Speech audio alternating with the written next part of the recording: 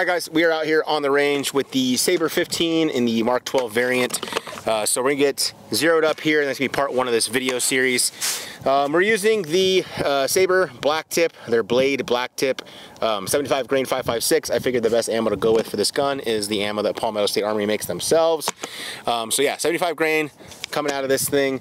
I'm using the primary arms 2.5 to 10, and it's got the ACSS Griffin reticle, one of my favorite scopes that they have. I actually use the 2.5 to 10 on my my SPR gun for when we shoot gas gun matches. Up front, I have the OCM5 from Otter Creek Labs. They sent that out to us as it is a perfect gun, or a perfect suppressor for this clone gun. Without the cover on it, it's just the one that wraps on with the collar, threads on, and covers up on the muzzle device collar up there in the front. Also rocking a Sumo Gear Pec 2 just to finish off the look, and spray painted it tan to go with the whole aesthetic. But yeah, again, we are just going to break this down into like a 3-part or 2-part series. First video is going to be us just getting the best zero that we possibly can get with this ammo. And then we'll come back out, try different grains of 5.56 and see how it does grouping wise. But yeah, I'm really liking this entire setup here, and enough talking, let's do some shooting. Here we go. You ready to go? Fire up. You guys should be seeing the camera footage through the spotting scope as well. We got a new tripod for it, so it shouldn't be as shaky as it was in the other previous videos. Make sure we're dialed down all the way to 10 here, up to 10, and here we go.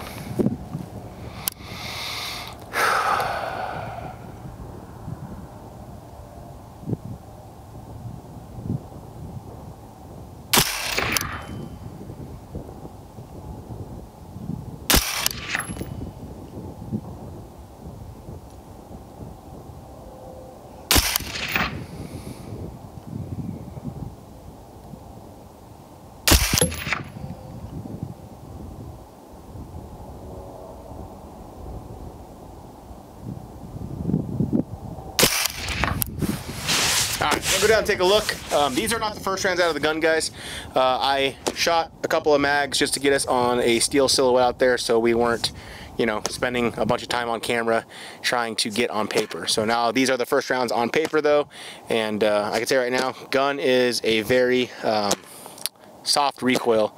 Definitely, and you're saying you don't have your ear pro in, right, Gil? No, I don't. So Gil's got no ears on, and saying the can is working its magic. So, but very, very soft recoil impulse. I am running a Law Tactical folder on it. I wanted to give it one touch of a modern addition, but I got the FDE one, and makes this fit in the bag very nicely with a suppressor on it. Anyway, let's go down and take a look at the hits. All right, guys, down here at the target, our 5-shot group. Can't really call that a group. 1, 2, 3, so 3 inches, 3 MOA right now. Definitely need to maybe take a little bit more time between the strings of fire, let it cool down a little bit. I did shoot a bunch out of the suppressor and got the gun hot before shooting this, so I will go off of these as far as windage goes, and I'll come an inch left, but then I'll shoot another group and see if we can get tighter to determine if elevation is good. Alright guys, I dialed in for that inch left, and yeah, we'll shoot another group here. In previous videos, you guys were talking about like, hey, get off that, you know, unstable table that I always use and shoot proned out. So we're using the Sabre equipment, their new padded mat. This thing is pretty awesome. I'm over here in the gravel on rocks and like sticker bushes and everything like that, but it has a super thick pad and it literally feels like I'm on flat ground. So definitely check those out from Sabre equipment if you haven't yet, but this is a lifesaver out here in this in the desert here. But let's see if we can get a tighter group. You ready, Gil? Ready. Fire up.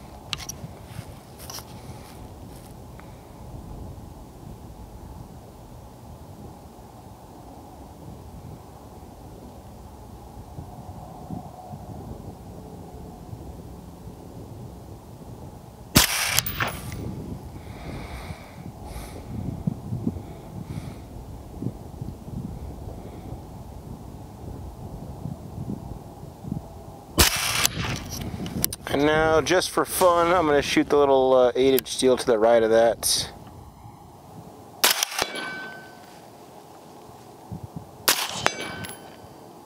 I mean, it's hitting on 8-inch steel out there. Alright, so take a look. Alright, so it's kind of the same group. We have like one down here, one right next to the other one up next to this guy, one down here, and then my flyer out here. It's kind of crazy to me that it literally shot like the same pattern. So, I don't know.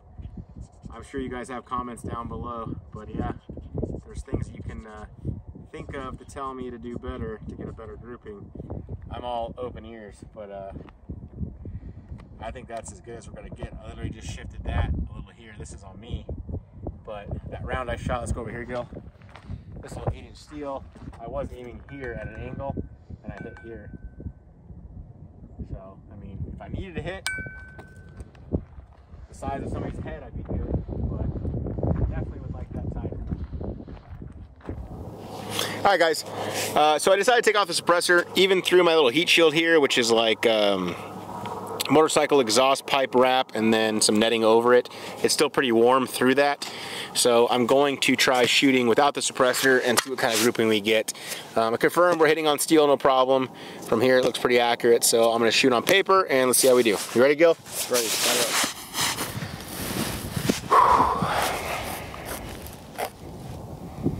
I'm going to shoot the bottom diamond, bottom right. Copy.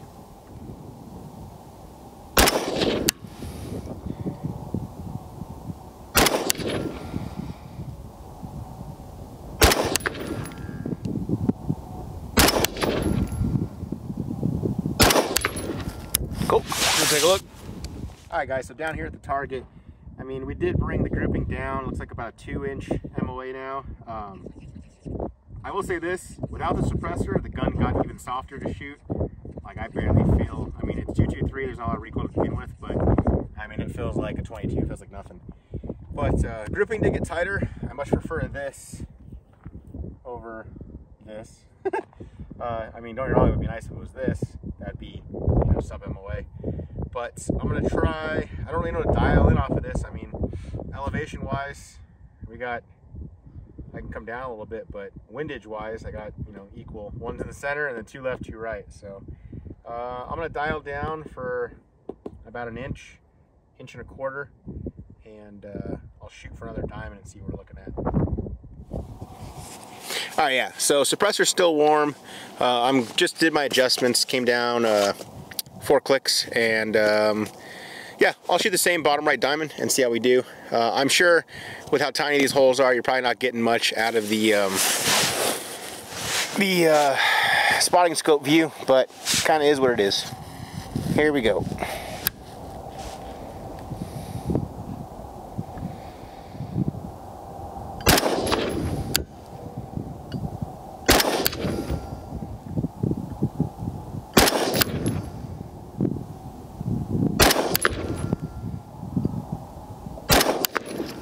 Alright, let's take a look.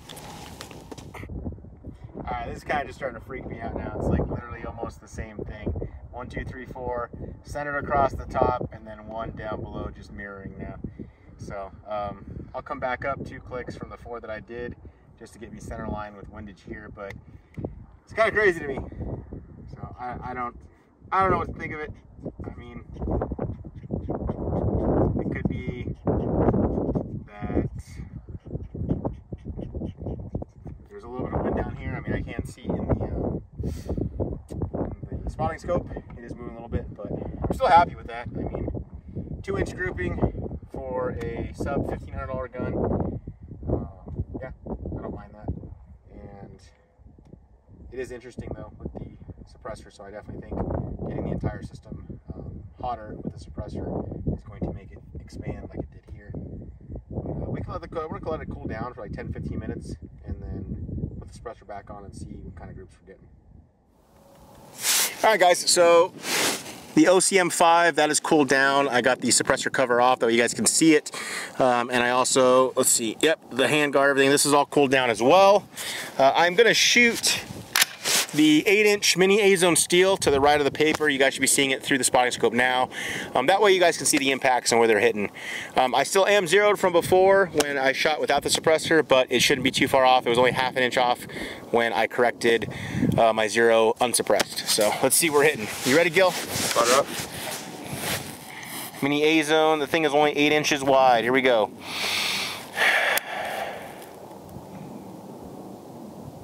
Oh, you know what? I'm also gonna do what you said, and I'm gonna try this without Ear Pro.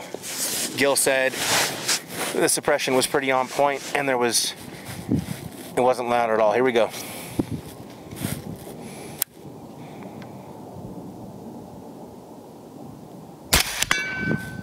Dead center.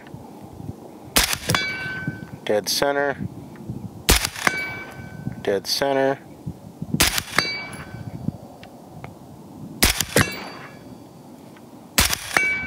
Speed it up a little bit. Here we go.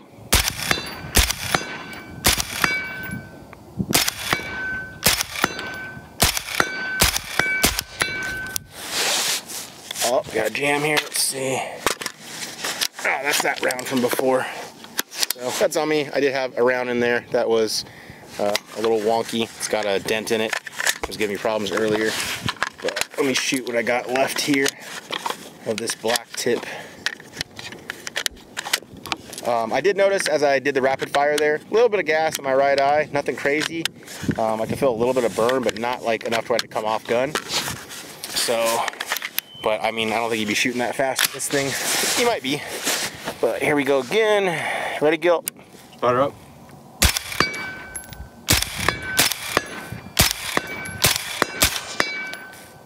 So, 8-inch steel, 100 yards out with this thing. Again, for a $1,500 gun, I'm happy with that. Looking at it through the scope, I mean, the first groupings were pretty tight, and as I sped up, it's still keeping it all within, you know, that A-zone per se. Let's see as far as heat goes. Yeah, it's a little toasty. My hand's pretty cold because it's like 40, 50 degrees out here. So suppressor's hot, handguard's still cold. But yeah, shots were hitting dead center. So like this entire setup like this, I'm digging it. And like you said, man, it's pretty quiet. Like the action cycling with the buffer tube and everything back here, and then the impact of the steel was louder than the actual round being fired. So I dig it. Definitely a cool setup. All right, guys, so Gil and I were talking about accuracy, and you know, with a 2-inch group, I know we all want that sub MOA thing, but if you really had to use this thing 100 yards out to hit something, hit a target, defend your household, whatever it may be, let's test that. So right now I have a spray paint can that died on us. It is on top of my target out there. You guys should be seeing it, and we're gonna record it in slow-mo through the iPhone, through the spotting scope. So let's see. I mean, that thing's probably what, 3 inches wide? Yeah, that's about. So if I hit that, and then I'm gonna also hit, we spray painted the target, and I'll shoot the head box and see what kind of accuracy we're getting there. All right, here we go. First shot will be the spray paint can. Ready, Gil? Oh, you know what? I need to make my adjustments real quick from earlier, so I need to come 2 up. We're good now. Here we go.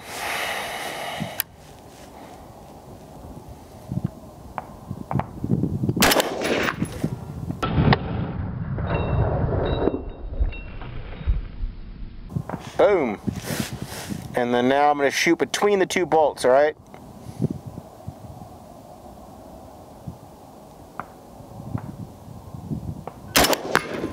Boom. Boom.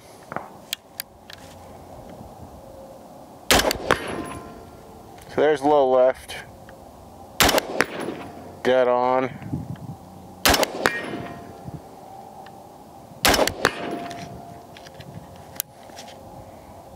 Yeah, I mean, yeah, pretty dead on. So every single shot was a hit, hitting the 3-inch spray paint can, and then shooting between the 2 bolts, simulating if that was 2 eyeballs. All my shots hit. One went low left for me, low right on their face, which would have been like on their jawline or cheek area. So, I mean, I'm happy with that. And just to show you guys down here at the target, there is the round that went through, and then it all spiraled out all the way down here. And like I said, that's maybe 3 inches wide. And then those are all the hits that we were doing on the head box. So we're talking 1, 2, 3, 4, 5, 6, 7, 8, 9, 10. So I'm happy with that, and I would take that all day long. All right, guys, I'm going to shoot one more grouping in the top right diamond and then a second grouping in the head box of that silhouette that the target is glued to. There's some 45 rounds that were shot from a previous video up there, but we can shoot to the right of that. But let's see how we do here. You ready, Gil? Fire up.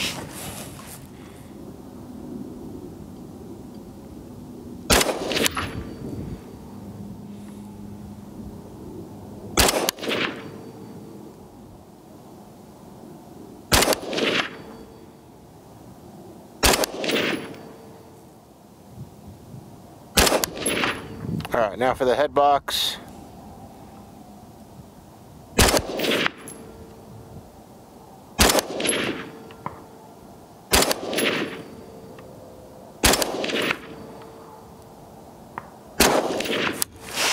Let's check it.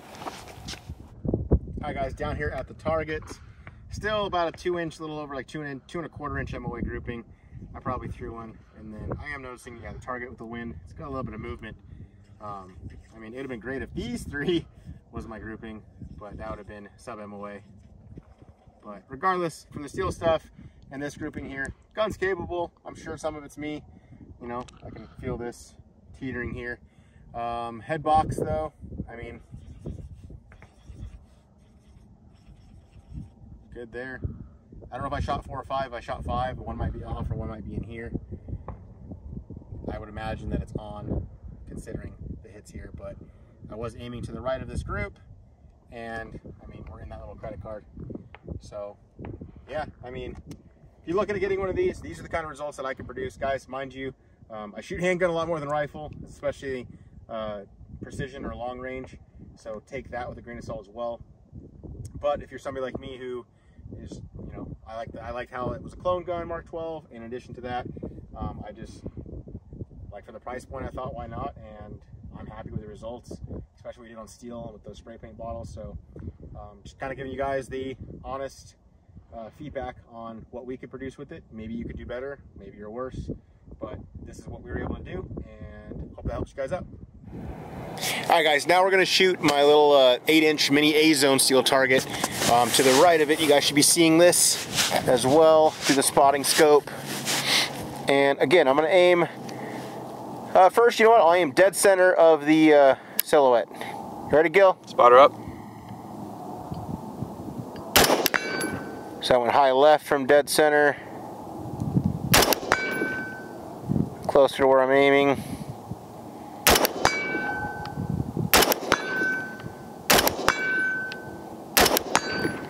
Now let's go for the head box of it between the bolts.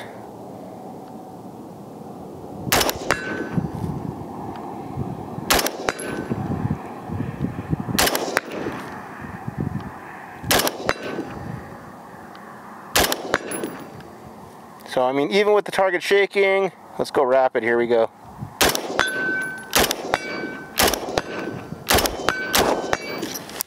And we're out. Yeah, I mean, 8-inch silhouette, it's way smaller than human body, every single shot on target.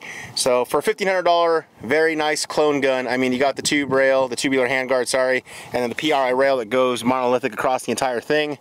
I dig it. You know, for you guys out there that are big into military clone guns, I definitely think this is one to look at. I'm gonna hop in studio here in a second and give you guys all the breakdown and the specs, but I mean, as far as the first, you know, video on this gun goes, I want to film a couple more. I'm happy with it. You know, for sub $1,500 you can pick this thing up for, or $1,500 right around there. We do a lot with Palmetto State Armory. I just ordered the other version of the M110, like the, I guess they made like one that's kind of like the H&K clone, so I just bought that one for like $1,400 I think the other day. I was talking to my buddy Cameron over there, and he did send this out to us, so you guys, I want you to know that, you know, they did send us this gun. We buy a lot from Palmetto State Armory, but they did send us this one for us to use in this video, as well as Otter Creek Labs did send us the suppressor as well. So, but it does finish it off nicely in studio. You're going to see this entire setup, and then with the collar and everything, how this just threads on cleanly. It's definitely a dope setup. So, if you guys have any questions, leave them down below in the comment section for sure. And yeah, I'm gonna have Gil hop up, give him a little bit of time to do some shooting, rolling some B-roll with it here. All right, so our other spray can, it kind of took a crap on us as well, so I got it up there on top of the target for Gil. He wanted to get one of these cool shots as well. So Gil, shoot that first, and then we'll do some head box stuff and see how you do. All right, good to go, on you.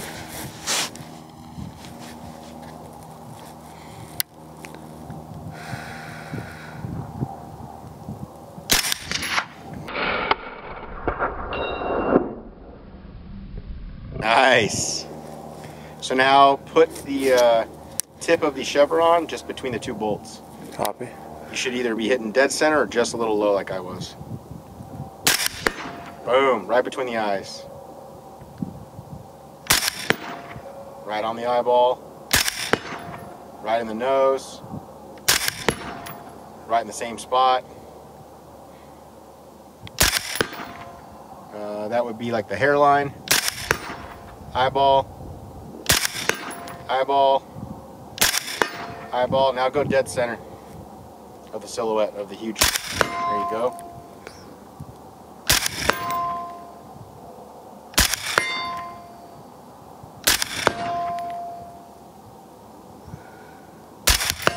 Shoot fast now, see if you can stay on target. Copy.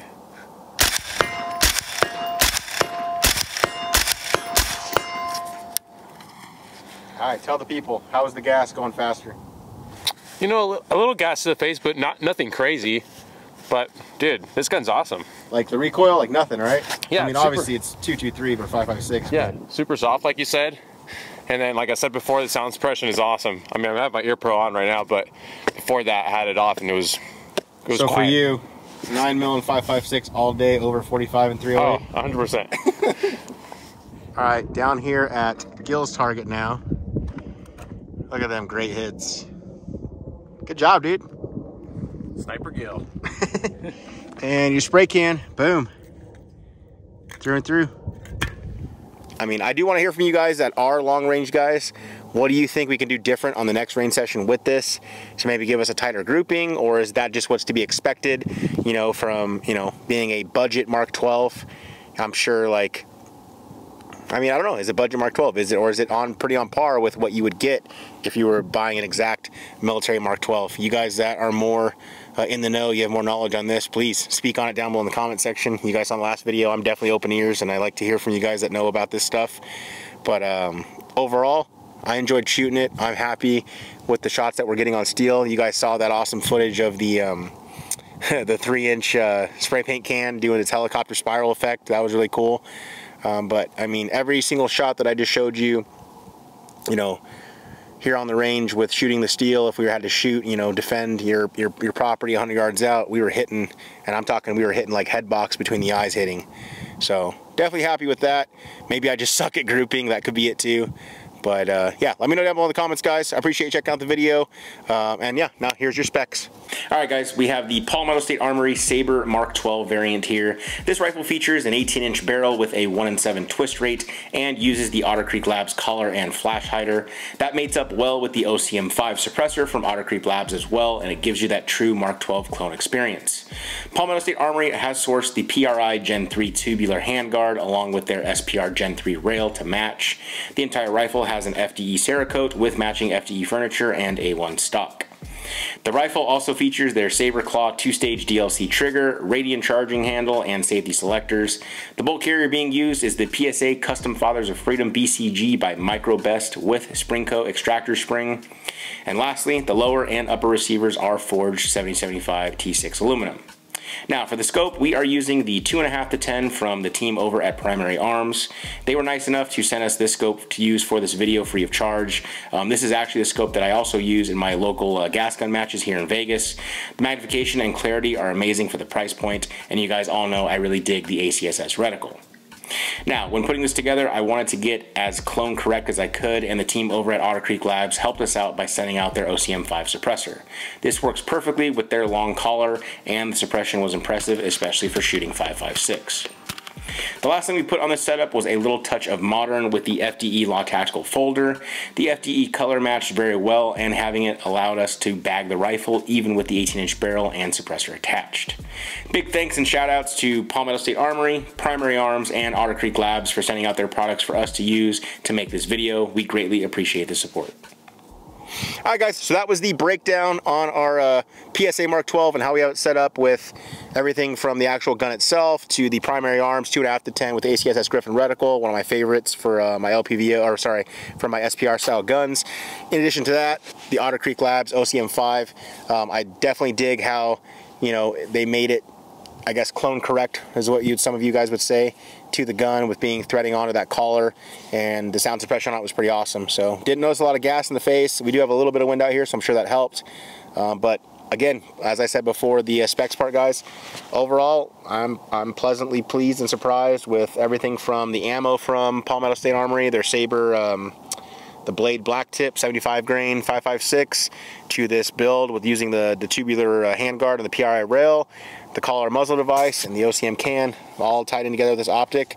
I really don't have anything negative to say other than I wish I could have gotten a tighter grouping. Again, that might just be my skill set, but other than that, I look forward to reading your guys' comments down below. So I appreciate it, guys. Thanks for watching the video. Definitely like, subscribe, especially if you're new here. We are now posting, you know, 2 to 3 videos a week, so we appreciate all the support with, you know, letting us do this, and you guys check out the video.